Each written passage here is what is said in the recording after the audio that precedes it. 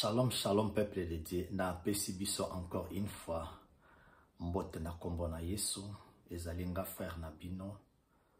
Le pasteur Clems Amori. Lelo na lingito partager thème moko eza vraiment très capital. Na lingito lobela sur le combat spirituel. Ce qui totali na Bible okomona il y a le mot combat.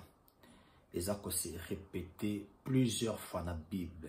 Et on a l'invité à partager les lots sur les combats spirituels. Mais avant na bandango, une chose na lingina souligné bien aimé. Makambu mususu oto yoka. Croyant que eza vérité. Même na lingina vérifiant na Bible, lokola nana connaissance te. Moi pena vérifier mozate, moi pena yeba mozate. Boyebi po na problème ya combat spirituel. Soki oyoka enseignement moko eza mabe sur le combat spirituel et comment diriger vie na yo. Soko yoka enseignement malamu sur le combat spirituel et comment peut diriger vie na yo.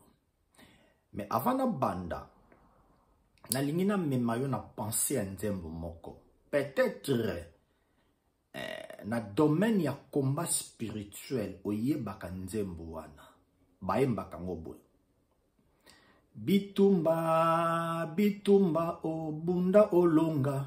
Bitumba, bitumba, obunda olonga.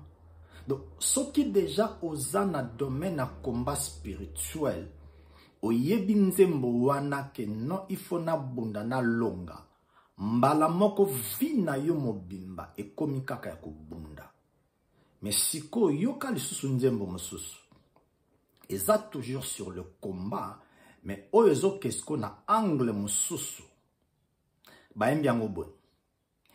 Bitumba molimo, kola sabunda, apesa elonga, na makila maye.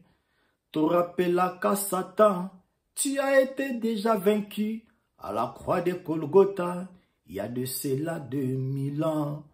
Donc, nzembo liboso, nga ifona bunda, nzembo mibale, Yesu asi abunda, nga na rappelaka Satan, basi balonga ye. Donc, toza na denzembo, toza pe na deux types ya enseignement sur le combat spirituel. Nalingi, tout touché sur le combat. Le combat spirituel est biblique. Wana to boyangote. Mais eloko tokota la nature nini ya combat oyo biso to bundaka.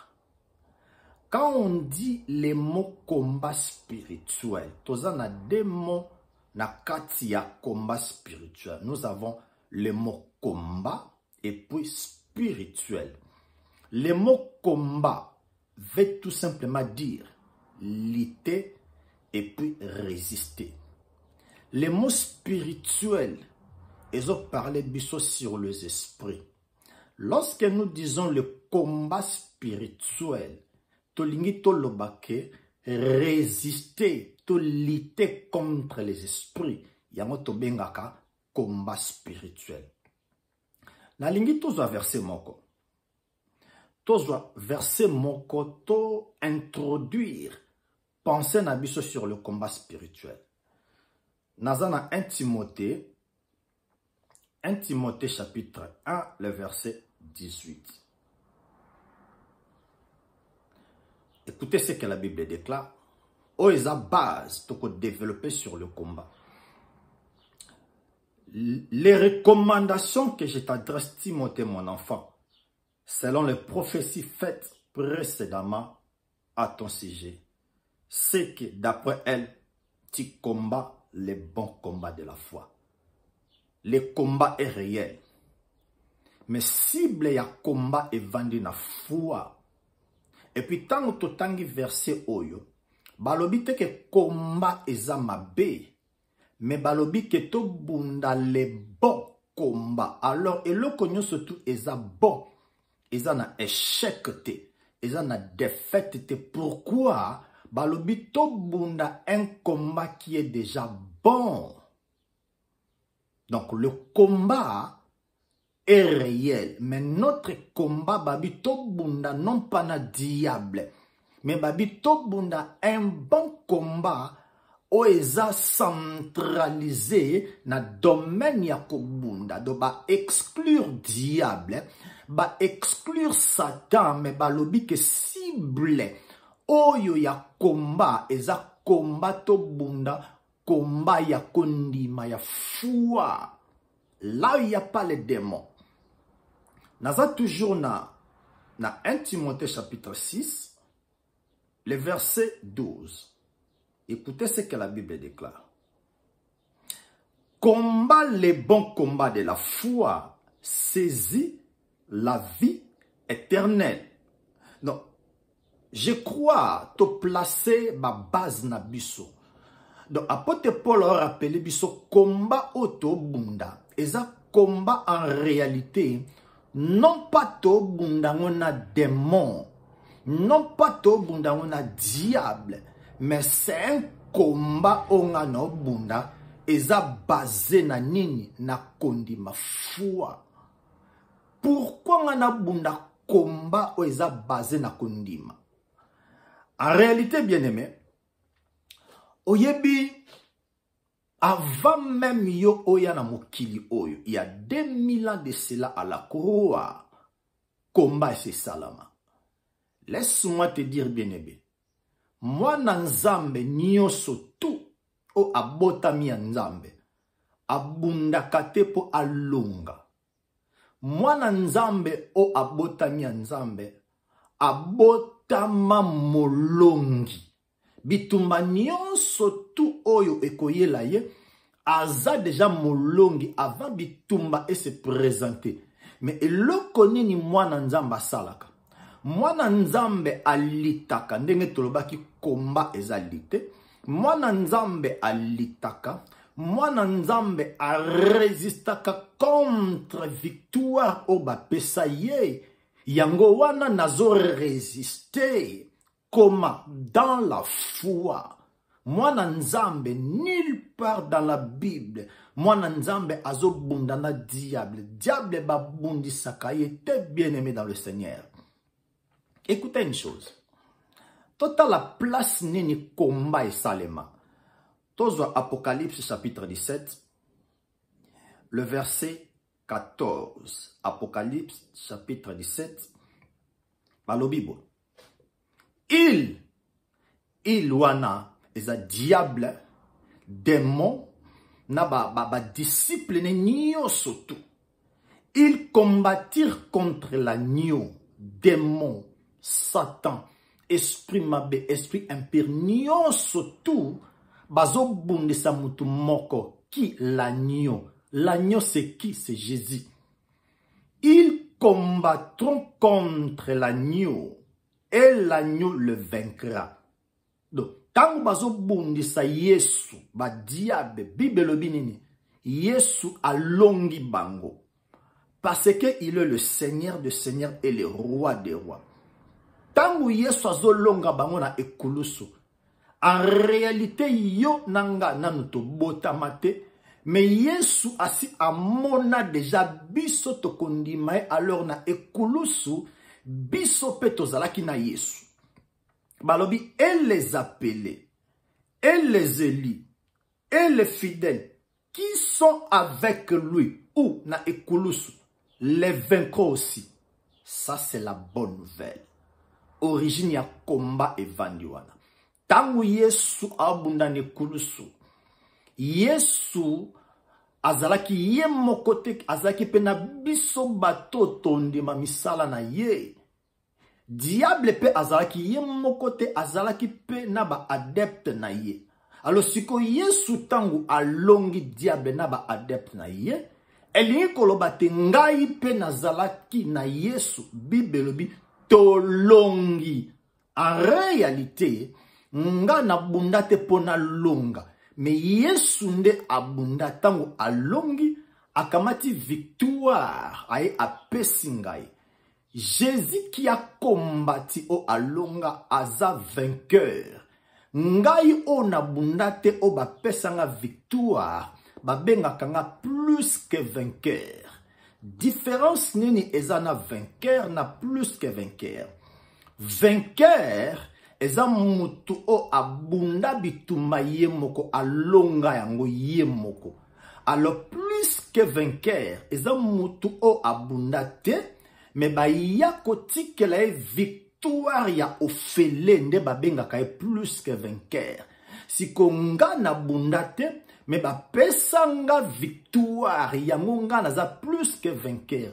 Si kolokola diable ayebi ke ba pesanga victoire, ba pesanga succès, ba pesanga elonga, si ko diable azolinga aya ko boto la victoire o yeso pesanga yango Bible elobi combat les bons combats de la foi. Comment n'a résisté contre les diables, ceux qui alignent aya, pour na ko ravir nga victoire. Mais na victoire yango oba pesa biso eza nini? Totali déjà origine ya combat, eza combat o tozo bunda ba benyango combat les bons combats de la foi. Donc moi na nzambe écoutez. Yo okobunda te polonga. Mais yo aussi obunda. Ntangu Yesu azaki na ekulusu. Olonga na Yesu. Sko bitumba nyoso tout o ekoki ko se présenter. En réalité Yesu asi abundela yo. Asi alongela bitumba nyoso. Tozwa 2 Corinthiens chapitre 2 le verset 14. Total eloko moko zawana. 2 Corinthiens chapitre 2, le verset 14.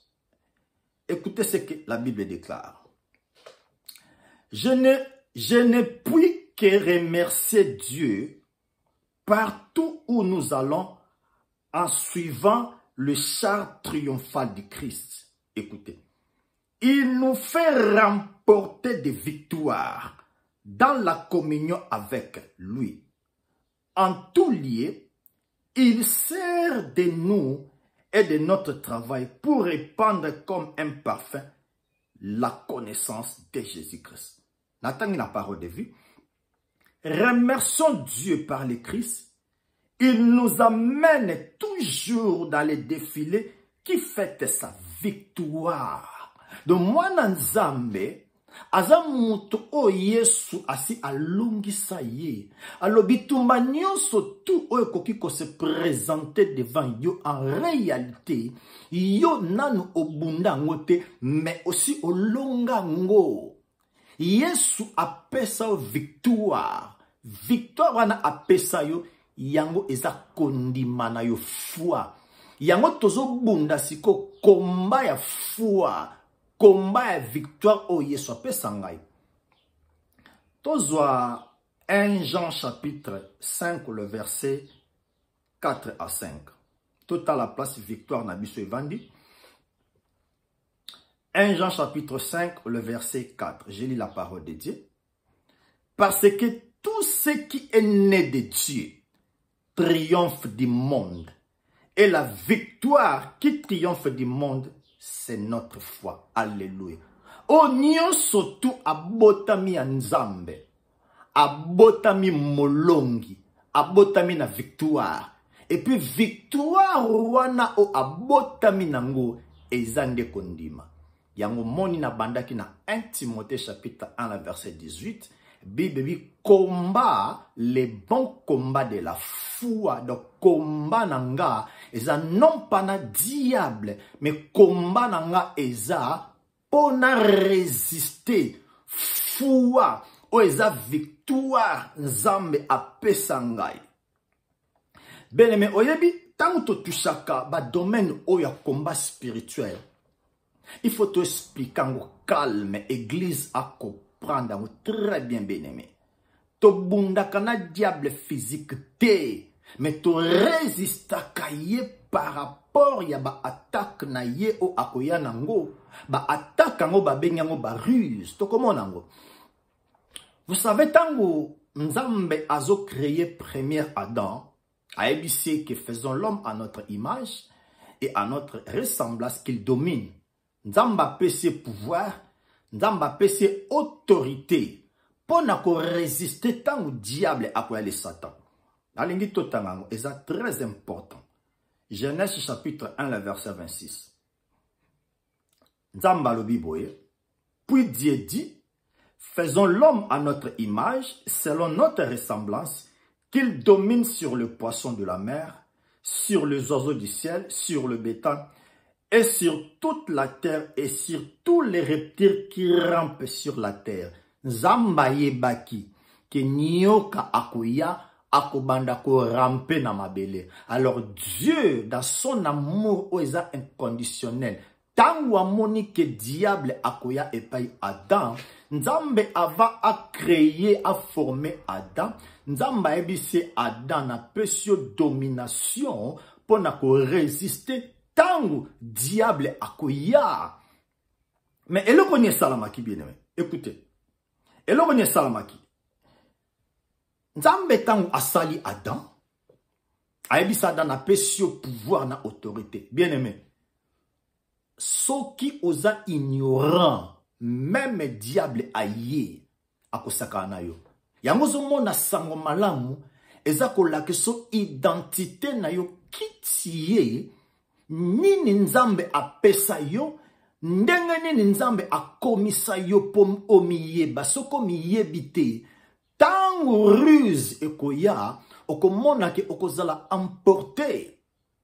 Diable asimbaka mwana Nzambe te, mais diable ayaka na maloba Nzambe, ayeko tordre, ayeko changer maloba o Nzamba lobela kioke oza plus que vainqueur, oza molongi, bitumba nyonso tu, oyo yo olinko bunda Yesu asi abunda, sko diable koyebisa yo, tala bitumba za liboso, tala libale za liboso, tala voyage za liboso. Donc Nzamba zo talisa yo nyonso tout eza déjà remporté, mais diable zo talisa yo que il faut obunda. C'est par là to résista kanaba o nyonso tout diable akokoye la biso comme ruse, comme fausse connaissance. Genèse chapitre 2 le verset 16 à 17. Nzamba ebisi Adam. Abina pesio jardin na pesio biloko nyonso tout. Mais l'arbre de la connaissance du bien et du mal, oko simba ngote. Ça, c'est la première des conditions. Deuxième, abike, mukolo o simbango okufa. Ça, c'est la parole de Dieu. Maintenant, si ko diable akoya siko ko changer maloba o Nzamba yebisaki yo, siko yo eloko nyo sala, oko résister non pas na diable, mais tangu azo souffler yo, o telemeli pensée wana raisonnement ma bé. Deux exemples wana. Genèse chapitre 3, le verset 1. Le serpent était le plus rusé de tous les champs que l'Éternel Dieu avait fait. Il dit à la femme, Dieu a-t-il réellement dit, vous ne mangerez pas de tous les arbres du jardin?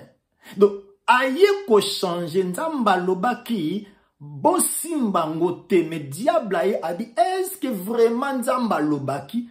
Or que Dieu avait déjà dit que bo simba arbre wana te, et loko diable azo yanango, azo tor de maloba Nzambe, est-ce que pena yoko bala? Est-ce que penza yoko voyage? Siko yo soki obandi ko yoka maloba wana, na bandi siko ko sanini, na comment résister maloba na no, nga Nzamba loba, et komba akozala te, Nzamba loba nanga, je suis la tête et non la queue. Genèse 3, le verset 4. Alors le serpent dit à la femme, vous ne mourrez point. Or que Nzambe na Genèse chapitre 2, verset 16 à 17, ototangaki, Nzamba lobaki mukolo boko lia, boko kufa. Mais diable aeko tor de maloba na ye, aeko lobaki, Nzamba lobaki soki bole yango boko kufa te. C'est pourquoi combat na biso evandiwana. Tozo résister na diable, non pas le diable physique, mais tozo résister na système na ya ba ruse. Ruse est un système ya kokosa, système ya tromperie. Et puis tozo raisonner na ba fausse connaissance o azoya nango.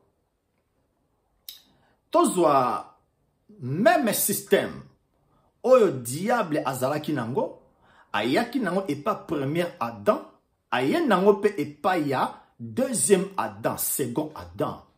Matthieu chapitre 4, tu as l'histoire. La Bible nous dit que Jésus étant conduit par l'Esprit. Donc, l'Esprit là c'est Dieu, l'Esprit là c'est le Père. Donc, l'Esprit conduit son corps dans le désert. À quel qui na diable. C'était pas un diable physique, mais c'était l'Esprit. Parce que Jésus était conduit par l'Esprit. Diable aussi, il est aussi un esprit. Malgré que diable aza esprit, mais Yesu azalaki na nzoto physique. Mais combat ezalaki non pas combat physique, mais ezalaki plutôt combat ya milimo. C'est que yoka clé ya récite ya Jésus. Premier Adam a échoué. Or nzamba pesa ke pouvoir na autorité. Il y a résister sur le système au diable à koyanango. Ayebaki identité na yete. Mais Jésus ayebaki identité na ye. Tango diable aye aebisiye. Okoki ko bongola mabanga ekoma mapa. Écoutez, les combats se résister contre le système au diable à opposé panayo. To bundaka teke nazwa ba machette, nazwa ba marteau, na banda kukata diable. Non, non, non, non. Combat eza combat ya milimo. To resista kaye. Tangu diable aye et pas Yesu aye bisye ke bongo la mapa et puis okoki ko gumba melangai Yesu azongisi abi il est écrit. Écoutez bien aimé. Sokoza na connaissance très bien. Qui toi tu es? Même le diable aïe. Oui, c'est que il est écrit dans la Bible. Moi, je suis plus que vainqueur. Aïe, il est écrit dans la Bible. Ils te feront la guerre. Tangu aïe une fois, deux fois, on résisté. Ndenge akimaki Yesu. Yesu a résisté par la foi. Diable akimi. C'est facile, bien aimé dans le Seigneur. Na lingi toza sikoyo. Eloko nini o biso toko résister les diables. Na loba ki to résister na ba connaissance. Mais total eloko moko ezape na clé makasi. Toza Ephésiens chapitre 6 le verset 13. Ephésiens chapitre 6 le verset 13. J'ai lu la parole de Dieu. C'est pourquoi prenez toutes les armes de Dieu afin de pouvoir résister dans les mauvais jours et tenir ferme après avoir tout surmonté. Balobi na biso, tozwa ba arme nyoso tu. En réalité, tozwa ka ba arme wana te. Toza déjà na ba arme wana so tanga partir verset 14 ti na 18 komona ba arme wana. Do ba arme wana toza nango déjà. Mais balobi nini, tozwa ba arme wana afin de pouvoir résister. Ça c'est capital. Ba arme o toza nango eza non pas poto bunda, to kata diable, to liye, mais arme wana o nzamba pesa biso poto résister. Maintenant toko se poser la question. Toko résister diable physique ou bien toko résister diable ndengani. Token à verset 11. La Bible déclare: revêtez-vous de toutes les armes de Dieu afin de pouvoir tenir ferme contre le ruse du diable. Nous disons amen à l'écriture. Bible le Bible, to résister contre les ruses du diable. Biso église, to tiki ruse ya diable, to komi ko bunda na diable. Adam a résisté qui n'a ruse. Mais deuxième Adam a résisté na ruse. Alobi, il est écrit. Bisope, même combat auto bunda foi, Nzamba lobi, to résister contre les ruses. Verset wana so tanyango, bate diable te to bunda contre les diables. Maintenant, na tunaka, ndenge nini tozwa idea ko bunda na diable. To koma ko bunda na diable. Bien aimé, ba arme toza nango ezali en spirituel, eza humanité onako simba. Na ebi na kota na église moko, ba bito komi siko na temps oto banda ko kata diable, zwa machette. Batu ba komi ko zwa machette, batu ba komi ko zwa pau, ba komi ko kata diable. Non, non, non, bien aimé dans le Seigneur. Combat oto bunda, eza combat physique te. Tozo ngona na 2 Corinthiens chapitre 10, 2 Corinthiens chapitre 10, le verset 3. Total la nature o ya combat o tozanango. La Bible déclare ceci. Sans doute, nous sommes sur la terre. Nos vies ressemblent à celles de tous les hommes, mais nous ne luttons pas à la manière du monde dont nous autres akobunda. Et notre combat est différent de l'air. Donc, on y a combat physique. Bible lobi to bunda kandenge wanate combat na biso est différent. Écoutez le verset 4. Nos armes de guerre ne sont pas simplement humaines. Elles tiennent leur puissance de Dieu. Elle les rend capables de détruire les pastons dans lesquels les hommes se précipitent contre lui. Écoutez la parole de vie. La parole de vie va expliquer mal. Par le Bible. Non. Les armes qui nous servent à lutter ne sont pas des armes humaines. Donc, ma machette est couée. Ma pau est couée. Pour Bible lobby, non. Les armes qui nous servent à lutter ne sont pas des armes humaines. Mais leur force vient de Dieu pour détruire tout ce qui nous résiste. Écoutez, nous détruisons les façons de penser qui sont fausses. Voilà. Combat na biseza, tozo résister na ba pensée nyo surtout oeza mabe ou bien pensée nyo surtout oezo linga koya kolongolanga maloba originaire ya Nzambe. Nazo résister balobi pensée wana soit ba ruse. Écoutez le verset 5. Nous renversons tous les raisonnements. Amen. Amen. Des orgueilleux qui s'opposent à la connaissance de Dieu. Donc, bah expliquer biso babi combat na biso za tozo résister contre le risque du diable. Tozo résister na ba fausse doctrine nyoso tout ba faux enseignement. Et puis tozo résister na ba connaissance nyoso tout oyo koko tellement na connaissance ya Yesu. Tozo sala nini? Tozo ko résister ango bien aimé. Diable ayaka toujours koyebisa oke okolonga te, il faut obunda. Yo fo yebisa eke nga na obunda te po bitumba ese bunda ba pesanga elonga. C'est la raison pour laquelle bien aimé. Yo kana yebiso loko moro. Diable ayebi ke yo za puissant akosimba yo te. En réalité, Nzamba linga lobana yo, ye muto a créé diable. Ezane loko moko diable a kokakate, eza ko résister avec la foi. Soko résister diable avec foi, diable a kokima. Yango komona, Jacques chapitre 4, le verset 7, totangango, Jacques 4, 7, Bible lobi. Soumettez-vous donc à Dieu, résistez au diable et il fera. Je crois. Tant que nous avons résisté, tant que nous avons résisté, diable a kima. Mais tu résister comment? Nous allons résister le diable par la foi. Mais la foi wana, il fait la foi où est basé non pas dans un message à loi. Il fait la foi où est basé dans un message à Jésus. Donc, soumettez-vous donc à Dieu. Résistez au diable. Bien aimé. Bazoloba, non pas to bundana diable, mais to résister diable. Question. Comment te résister diable?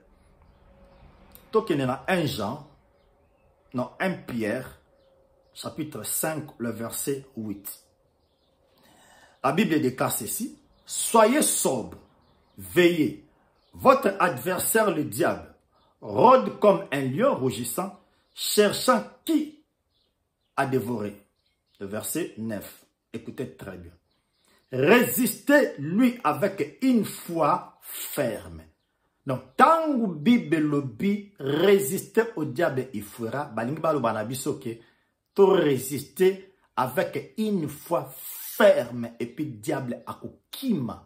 C'est pourquoi on a même apôtre Paul, il y a qui même système à ruse. Et là qui na femme moko azaki na esprit de python. Et là qu'on est Paul a résisté qui contre le système ruse. Et en Paul a lobaki, j'ai combattu le bon combat de la foi et j'ai gardé ma foi. Alors que na bunda qui combat nanga yakondima bien aimé. To bunda kana diable physique te mais to résista kana ba système nyoso tout au diable akokoye la biso po asala nini po a perdre ngai na yo kondima la biso. Une chose que n'aurait biso poto souka bien aimé maloba malamu koyoka na église ba système au diable azo sala na mikola souka za po alongola bana nzambe na église. Bien aimé écoutez. Please, kukima église te. Soko longo église, et si ka diable a ozo osaka na yo. Ba belge balobaka l'union fait la force. Oyebi soki esika lion aza, amoni groupe ya ba antilope. Moi asimba bango ezate. Malgré que lion aza, le roi de la forêt. Pourquoi? Ba antilope baza na groupe. Mais eloko nini lion asalaka. Abandi ko fixer regard na ye et pas antilope moko. C'est ça qu'on appelle le système de ruse. Abandi ko faire écarter ye na groupe. Abandi ko talisa ye ba ruse. Abandi ko faire distrayer. Tango kaka antilope akolongwa na groupe akomi ye moko. Mbala moko lion aya simbie. Pour te dire, quel que soit le problème dans l'église, kolongwa église te. So kolongwa église, c'est un système au diable azoya ba ruse a longolo na église pour asimba yo abanda ko détruire yo. Église est a place tozo komisa nzambe tango to komisa nzambe. Même makambo musu ezaki na nzoto bien aimé. Ezoza la libérer pour Bible lobby.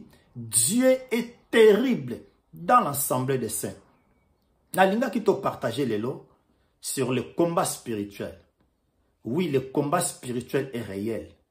Mais combat est à plus tozolité. Tozolité na ba esprit. Ba esprit na to mona bangote. Ngape nozo machette physique te pona ba ndakokata diable.